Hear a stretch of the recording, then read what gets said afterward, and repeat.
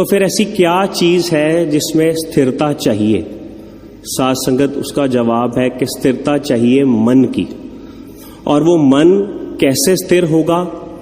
जब वो निराकार से जुड़ेगा, क्योंकि सिर्फ निरंकार ही है जो अटल है, जो स्थिर है। अब ये मन साध संगत निरंकार के साथ कैसे जुड़ेगा? उसके लिए साध संगत इंसान को ईश्वर के दर्शन करने होंगे। और वो दर्शन कैसे होंगे? वो सदगुरु के दिए गए ब्रह्म ज्ञान से ही सिर्फ कृपा होगी, तभी साध संगत उसको निरंकार के दर्शन होंगे। और ये साध संगत मन का जुड़ना जरूरी क्यों है? अदरवाइज अगर ये मन नहीं जुड़े निरंकार के साथ तो मन तो भटकता ही रहेगा मोह माया के चक्करों में, दुख सुख का हिसाब करता रहेगा, निरंकार को हर जीवन के सवाल पे सवाल खड़ा करता रहेगा। तभी तो साध संगत संतों ने कहा है, जैसी भी हो परिस्थिति एक सी रहे मनोस्थिति।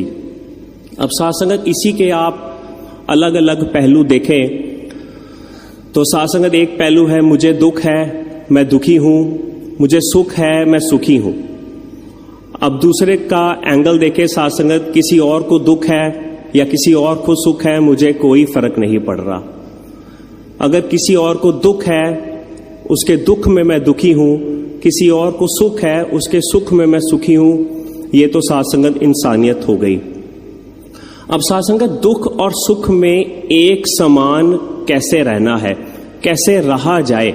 ये नहीं कि मुझे दुख हुआ, मैंने खाना खाना छोड़ दिया, मैं घर से भाग गया, मेरा रिजल्ट अच्छा नहीं आया तो मैंने कोई गलत स्टेप उठा लिया।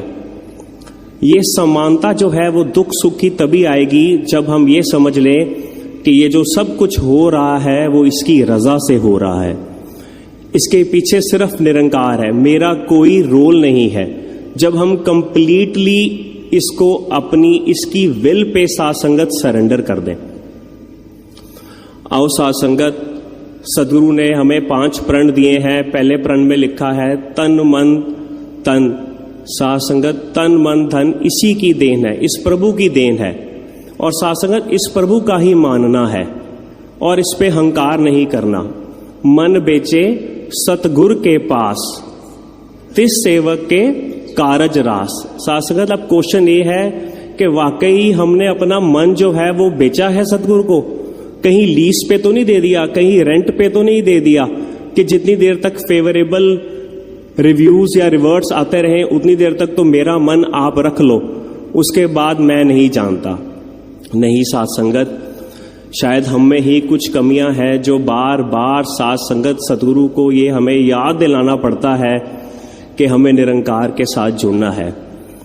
आओ साध संगत, दास सदगुरु के चरणों में सर रख के यही अरदास मांगता है कि जैसे आपसे हमेशा मांगते आए हैं भक्ति, विश्वास, साध संगत, संगत, सिमरन, सेवा, दास आपसे सभी के लिए साध संगत स्थिरता मांगता है। साध संगत जी प्यार से कहना, साध संगत जी प्रेम से कहना, धन निरंकार जी। साध संगत जी, किसी महापुरुष ने कहा है कि एक छोटी सी चींटी भी अपना पालन पोषण कर रही है, बड़े बड़े हाथी भी अपना पालन पोषण कर रहा है, लेकिन यदि कोई पदार्थ की प्राप्ति के लिए अपने आप को झुकाता है तो वह उसको पूर्ण भक्ति नहीं कहा जाता। जैसे एक कवि का कहना है, गर्ज दिया बूंदिया तेजो टिकाए एओ प्यार नहीं।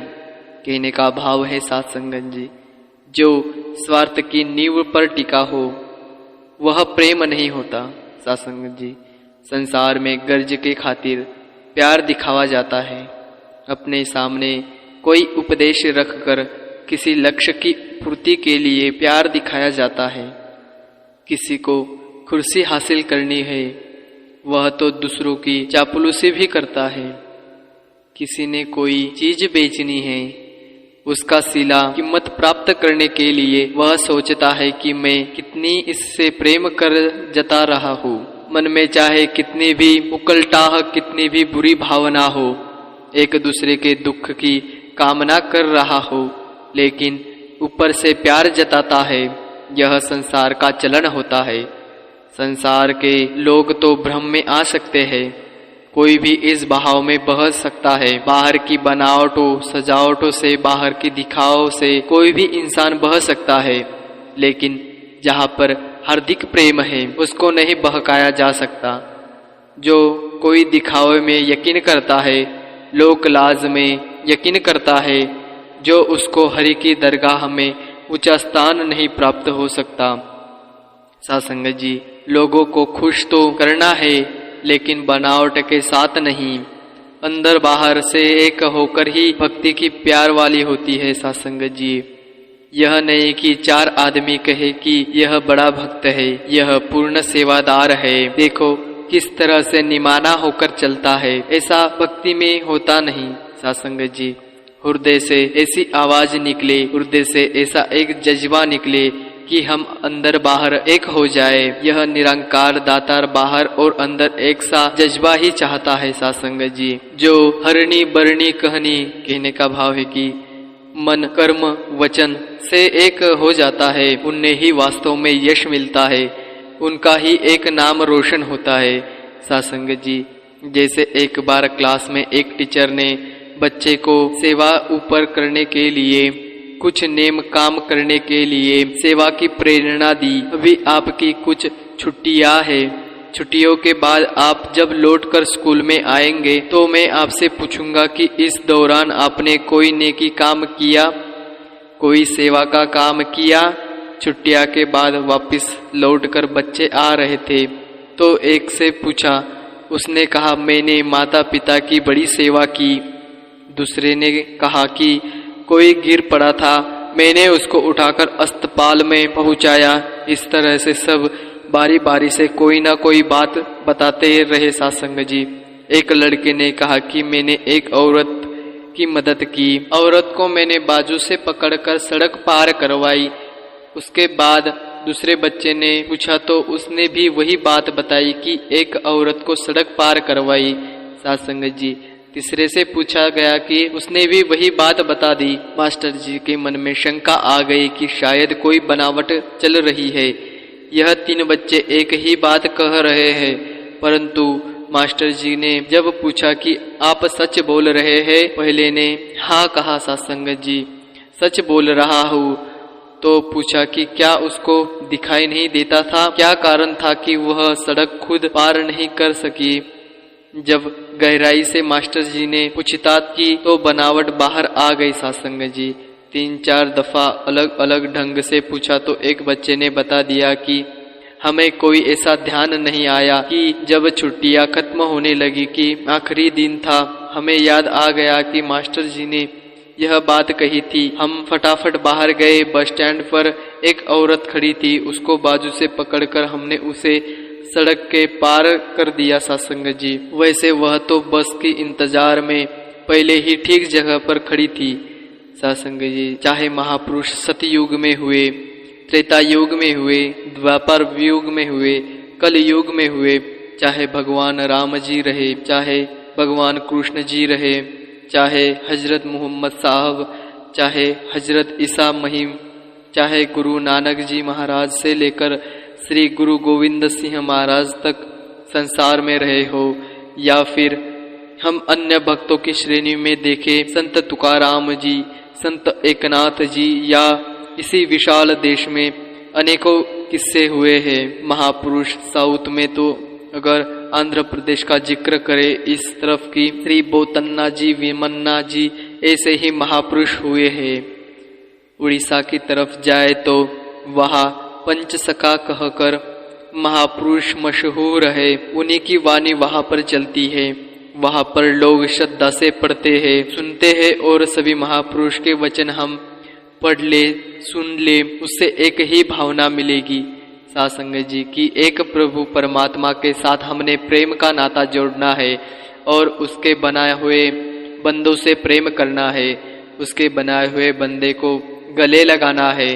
सासंगत जी, उनको ठुकराना नहीं। जिस तरह से एक माँ को खुश करना है, माँ का दिल जीतना है, माँ के लिए में अपना ध्यान बनाना है, तो माँ के बच्चे को प्यार करना पड़ता है।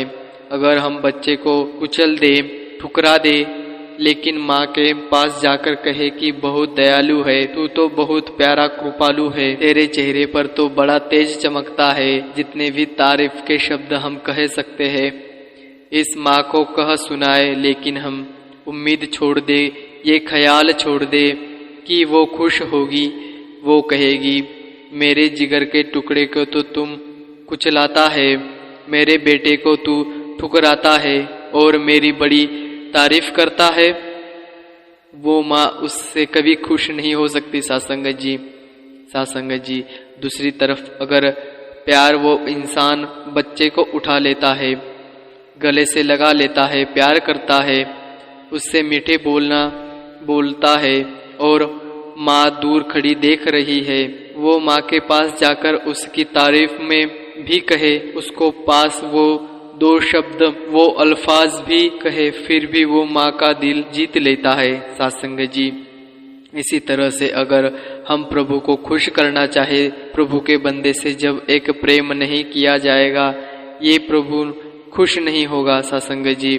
जिस तरह से माँ भी बच्चे को ठुकराने के कारण हमसे खुश नहीं होती, इसी तरह से प्रभु भी जब देखता है ये मेरा बंदा है, अज्ञानता में पड़ा हुआ है, ये सभी रूप में बनाए हुए है, इस सभी में आत्मा में एक जैसी भरी हुई है, ये अलग परमात्मा का रूप में हर एक घट में स्थापित किया है, ये तो इंसान क्यों भेदभाव डाले हुए है, ये दूसरे स्थान को कुचलाता है, नीचे गिराता है और कहता है सासंगत जी, ये तो नीची जाति का है, यह तो अछूत जाति का है, इसके गरीब जाना तो पाप है, यह प्रेमा भक्ति की कोई विधि नहीं, भक्ति तो प्रभु के प्रति हार्दिक प्रेम करना टिकना है सासंगत जी।